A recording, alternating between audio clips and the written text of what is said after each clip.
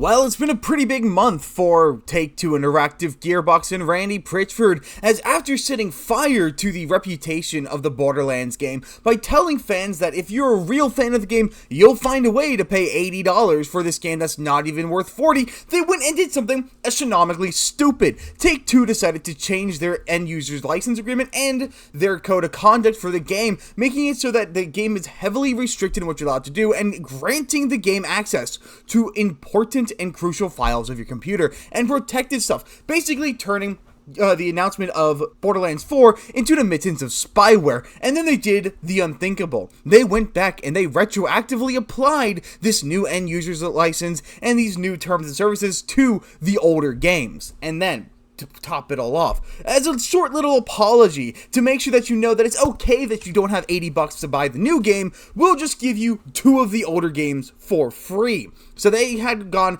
and on Epic Games, starting on Thursday, they gave away Tiny Tina's Wonderland, which is a spin-off off of Borderlands 3, and then now on Steam, they're doing the Ultimate Gearbox Collection sale, where you can get all 3 Borderlands games and all of the DLC for like $200. Of course, it's worth more than a little bit of that, but going on base price, but you shouldn't pay base price anyway. But to make it even sweeter, to make the pot even better, they gave away Borderlands 2 for free.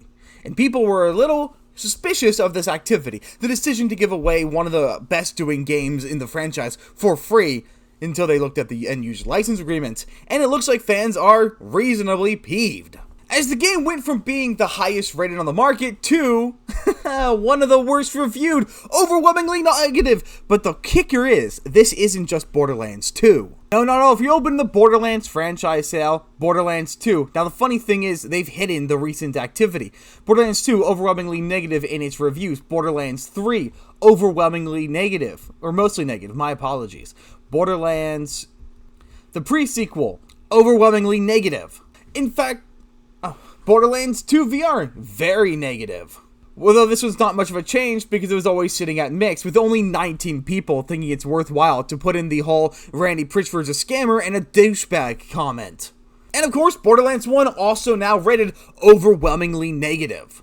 Randy's done the impossible. He took what was once one of the greatest run-and-gun looter-shooter PvE games and turned it into an overwhelmingly negative experience. Now, I haven't seen anybody talking about it. IGN, The Gamer, Kotaku, That Park Place, Bounding the Comics, even Niche Gamer didn't think it's worthwhile to talk about this topic. I mean, to see Fandom Pulse not jump at the chance to make fun of Randy Pritchford and the establishment is absolutely shocking. But this is the kind of story that needs to be covered because this is utterly ridiculous. But before we go any further, like, subscribe, and let's get into this. Rock Paper Shotgun is the only site I can find covering this article whatsoever, and of course they have to be really light about it. They don't really go into any of the heavy details, and they provide far too much benefit of the doubt towards Take-Two, so we'll have to clear some of that up. But the bulk of this is Borderlands 2 went free on Steam, yippee, and now it's under a massive review bomb. I'm sick and tired of these stupid writers using this term right.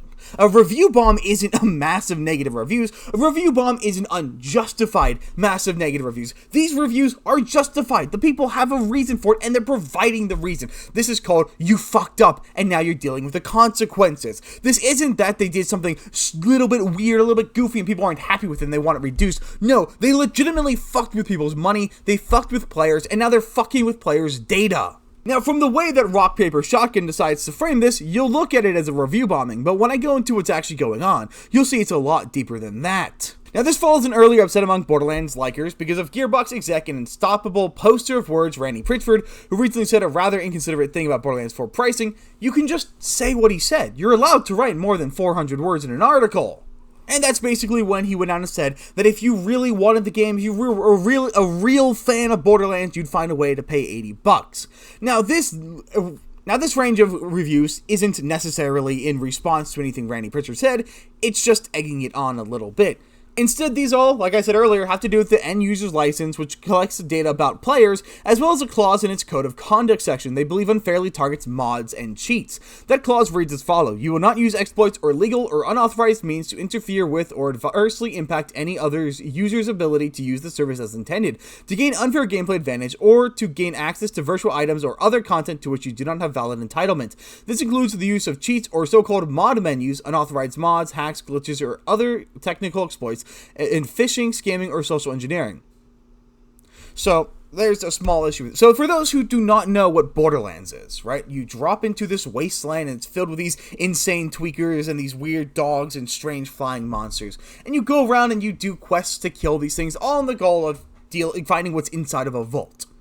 Problem is, this game has no PvP. It has none. You literally cannot find another player. At least not in the 3 Borderlands games I've played, being 1, pre-sequel, and 2. You can't battle other players. There is no such thing as an advantage over another player. Because here's the other thing, when you defeat an enemy, everybody gets loot. It just drops loot. You can get your loot. It doesn't interfere with another player to use exploits, to use cheats, to use mods. It doesn't interfere with another player's ability to play the game. It has no impact on them. Because there is no difference between the different clients. Because it's all PvE. You're all fighting monsters, and guess what? Progress is shared. When you defeat a monster, everybody gets XP. When you collect money, everybody gets money. When you find items, the items drop for everybody. There's none of this weird, wacky stuff going on. There is no such thing as an advantage over other players in this game. Now, to the normal person, though, this end user license sounds perfectly fine. Yeah, okay, you can't mod the game. Problem is, modding is something that everybody has a right to do because it's your game. But based on the way that this is worded, this code of conduct, you can understand where they're coming from. But that's such a small portion of the picture. And I understand Rock, Paper, Shotgun wants some industry links, but you also have journalistic integrity that you're throwing out the window at the moment. And here's that graph that they were talking about, by the way, with a couple of negatives here when Randy Pritchford decided to run his mouth, and then right here when the end user license was revealed, when people discovered what it was. Now, some people haven't provided enough context as to what's going on. Thankfully, this user, bunch of zeros, decided to provide an absolutely thorough review. Take-Two and 2K Games have updated all their games' terms of services, turning this game as well as all of their other games into literal spyware. Important info of the terms of services: mods are a bannable offense, display of cheats, exploits is bannable, forced arbitration clause, and waiver of class action and jury trial rights for all users residing in the United States and any other territory other than Australia, Switzerland, the United Kingdom, or the territories of the European Economic Area.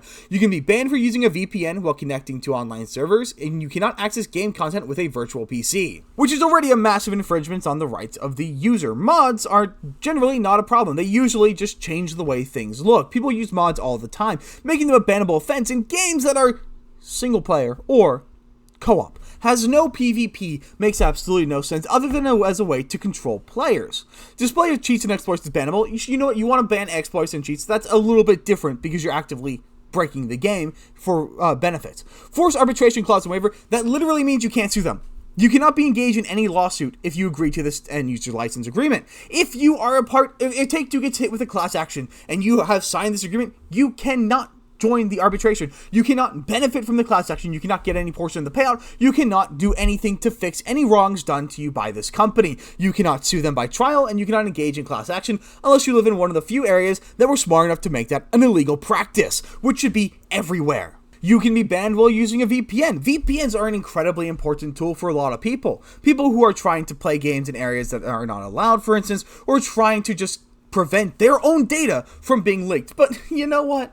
I get it. You want to use a VPN to protect your IP address and where your data is coming from. Well, it's a good thing that it doesn't matter where your data is coming from. It doesn't matter if you use a VPN. Your data is still no longer yours by this. The types of data that Take-Two can collect using this end user license agreement and terms of services is identifiers/contact information. That means they are allowed to acquire your name, your username, gamer tag, postal, and email addresses, so your home address, phone number, unique IDs, mobile device ID, platform ID, gaming service ID, advertising ID, IDFA, Android ID, and IP addresses. It'd be fine if all they were acquiring were your IP, so they can say ban based on IP, but no, they're stealing your first name, your last name, your phone number, the number identifying your mobile phone, the number identifying your computer. They are acquiring all of that without making it clear that they're doing that. They're collecting protected characteristics that is stored on your device, such as your age and gender. They are acquiring commercial information, purchase and usage history and preferences, including gameplay information, billing information, so they're collecting your payment information, credit and debit card information, and shipping addresses, which they can all sell all of that, internet and electronic activity, web app browsing, and gameplay information related to the service, information about your online interactions with the service or our advertising, and details about the game and platforms you use, and other information related to installed applications. They can do profile Profile inferences. Inferences made from your information and web activity to help create personalized profile so we can identify goods and services that may be of interest. Basically, they're stealing your information so that they can then sell it. Either to themselves so they can sell you more products or sell it to data collecting firms because it allows for them to do it. Here's another crazy thing. Audio and visual information. They can access account photos, images, avatars, audio information via chat features and functionality, and gameplay recordings and video footage, such as when you participate in playtesting. Sensitive information, precise location information, if you allow the services to collect your location, account credentials, username and password, and contents of communications via chat features and functionality. Now, that sounds pretty bad. Actually, it sounds horrendous. It sounds demonstrably evil. They're actively going in and they're taking your data without disclosing in a way that's consumable to most people. Remember, terms and services aren't holdable up in court. If you use a term and service as your argument in court, you get tossed out because it means nothing. Nobody reads them, and the court acknowledges that, and so do these companies, and that's how they hide this information. If they had to make sure that you knew what they were doing, very few people would sign up for it. Some people would, because they just want to play their funny little shooter, but a lot of people, especially those more concerned with their safety, aren't. But okay, maybe you think you're fine because your device is safe. Whatever, it's perfectly fine. You have no worries, except for one other issue. This isn't just accessing Take-Two's information. This isn't just accessing what you do on Borderlands or what you do in regards to Borderlands. It's not just scanning your computer for Borderland information. No, this is taking root access. This gets access to everything on your computer. This gets to scan every section of your computer. It's basically to the same extent that a virus trigger goes through, where it digs through every single file, except this time, instead of just looking, it's collecting all of that data. And it collects that data without telling you when, why, or how. It has access to everything. There is nothing that you can properly lock it down from viewing. This is legitimate spyware. It is going in there and it is taking access and stealing your files, your content, your protected information, your passwords, your email address, your home address. It's going in there and it's acquiring these things without proper informed consent. And maybe, if you're smart enough, you try to run this game through a virtual machine, which is a cool thing where it basically replicates an enclosed computer on your computer. You basically formulate a desktop that is made up. You basically make up a brand new computer that has access to none of your computer's files, but you can run other computer files through that make-up computer. Except that's a bannable offense. If they know you're using a virtual machine, your license is revoked, and you can't play your PvE game.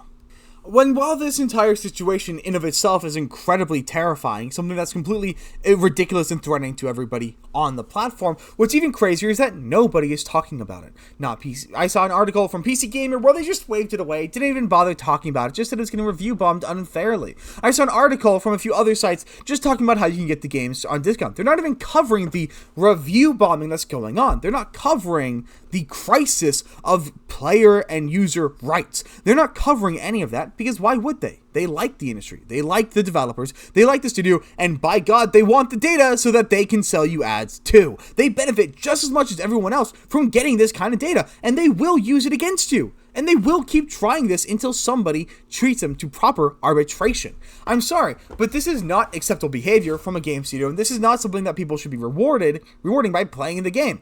Or at the very least, paying any money. If you buy Borderlands 4, you are endorsing this kind of behavior, end of story, because Borderlands 4 is going to have an even more aggressive end-user license. It's already been leaked to us, some of it's going to be in on it, and it's worse than what we already have. This game playing behind me is legitimate spyware.